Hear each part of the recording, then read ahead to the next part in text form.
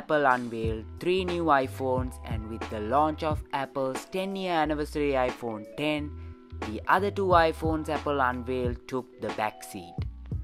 These 2 iPhones are the iPhone 8 and iPhone 8 Plus.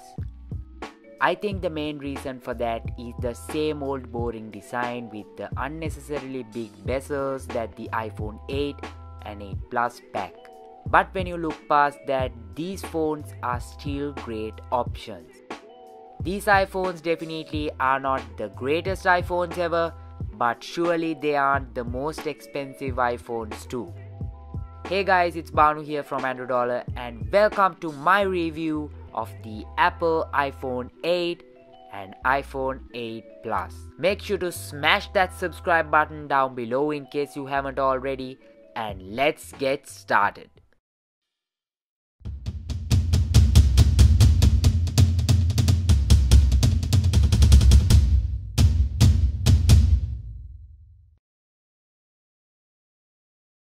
The iPhone 8 and 8 Plus looks exactly like an iconic iPhone with those big bezels. The iPhone 8 packs a 4.7-inch display while the iPhone 8 Plus packs a 5.5-inch display. I hate the design for what it is. This is the 4th year we are getting this same boring look, and with what the competition is putting out with their flagship, it's a shame that Apple just stuck with the same thing. It's true that the iPhone X has an amazing new design, but it costs $1,000 and for the average customer that might not be an attractive option.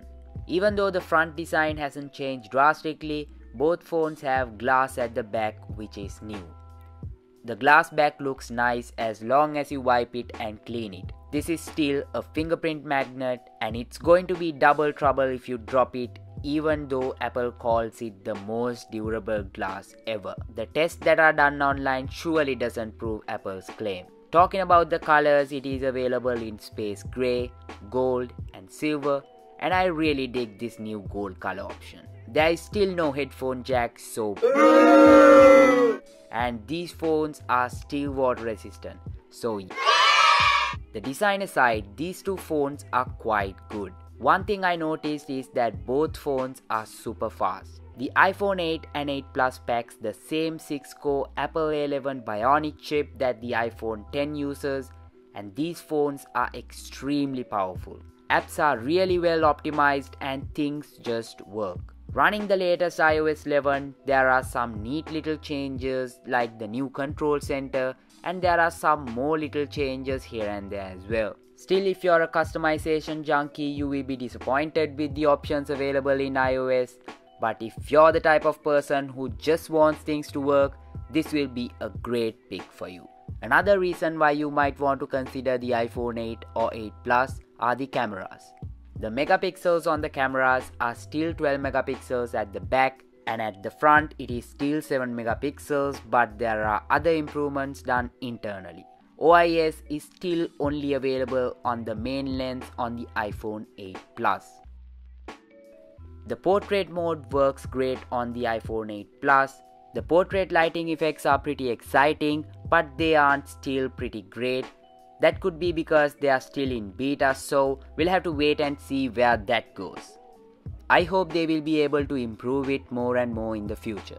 Something sweet Apple added in this year is the ability to shoot 4K videos at 60 frames per second. That's mind-blowing for a smartphone.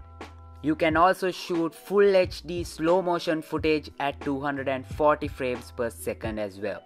One of my biggest gripes with the front-facing camera is the lack of a wide-angle lens.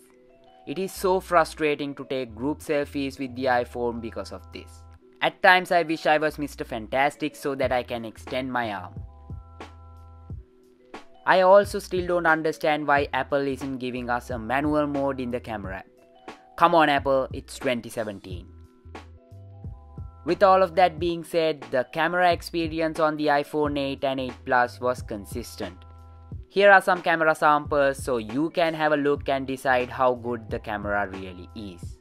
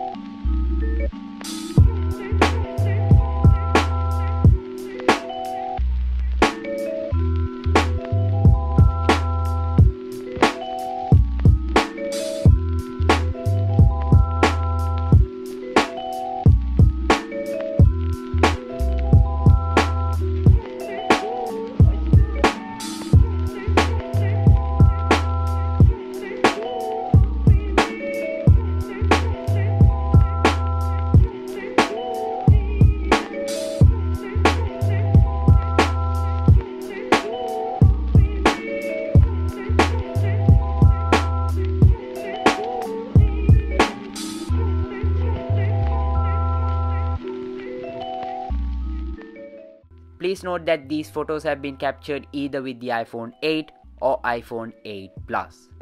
Now talking about the battery life, I wouldn't say it was terrible, neither would I say that it was amazing. Okay-ish battery life would be the ideal word. I found the battery life stats to be similar to the iPhone 7 and 7 Plus in my testing.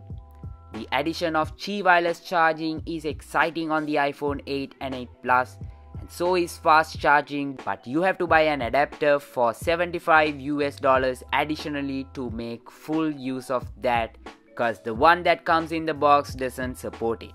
That's definitely a bad apple. While some people might argue that the iPhone 10 with its full screen design, Face ID tech and superior camera make the iPhone 8 and 8 Plus obsolete, Apple's lesser hype smartphone ain't to be sniffed at. The best selling point for the iPhone 8 and 8 Plus is the cheaper price tag when compared to the iPhone 10 if you're looking at an iPhone. If you want the best new iPhone, this is definitely not it. The best new iPhone is the iPhone 10. But the decision is up to you whether you want the best Apple has to offer at a crazy price or the good at a more affordable price. Or you can entirely switch away from Apple to an amazing Android phone like, for an example, the Galaxy S8, Galaxy Note 8, LG V30, Google Pixel 2, Pixel 2 XL or the OnePlus 5T. Let me know your pick down below and subscribe to me right here on YouTube for more videos like this in the future.